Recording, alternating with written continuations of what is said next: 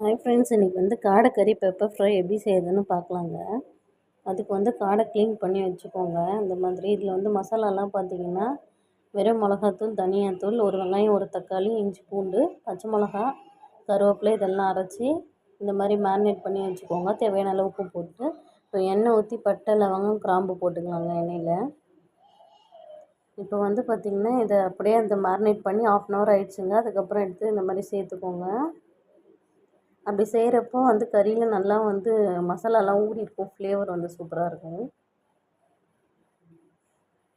அந்த மாதிரி போட்டுக்கோங்க. எண்ணெய் கொஞ்சம் தெறிக்கும், பார்த்து போட்டுக்கோங்க. இப்போ வந்து நான் சோம்பு வந்து தூள் பண்ணி போட்டிருக்கேங்க கொஞ்சம்.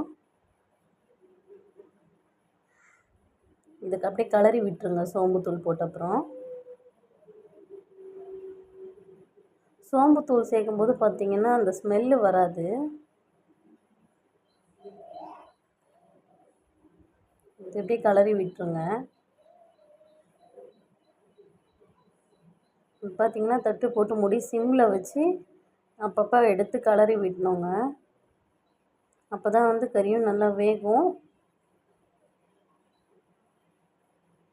இந்த ஸ்டேஜ் வந்தப்புறம் மிளகும் சோம்பும் வறுத்து வச்சுருக்கோங்க.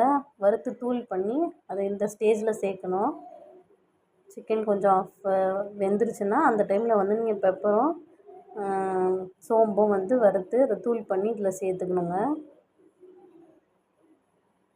இதை நல்லா கிளறி விட்டுருங்க.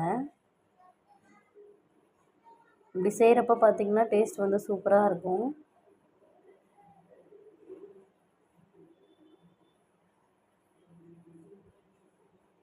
அடி பிடிக்குங்க. ஃபாஸ்ட்டில் வைக்காதீங்க, ஸ்லோவிலே வச்சு மூடி மூடி வச்சு கிளறி விடுங்க. இந்த மாதிரி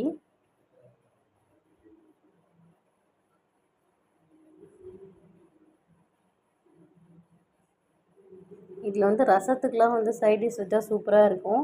ரைஸ்க்கு கூட இதை போட்டு அப்படியே பிசைஞ்சு சாப்பிடலாம், நல்லாயிருக்குங்க. பார்த்திங்களா எப்படி இருக்குன்னு சொல்லி எண்ணெய் தனியாக வந்து வருது, நல்லா வெந்திருக்கு.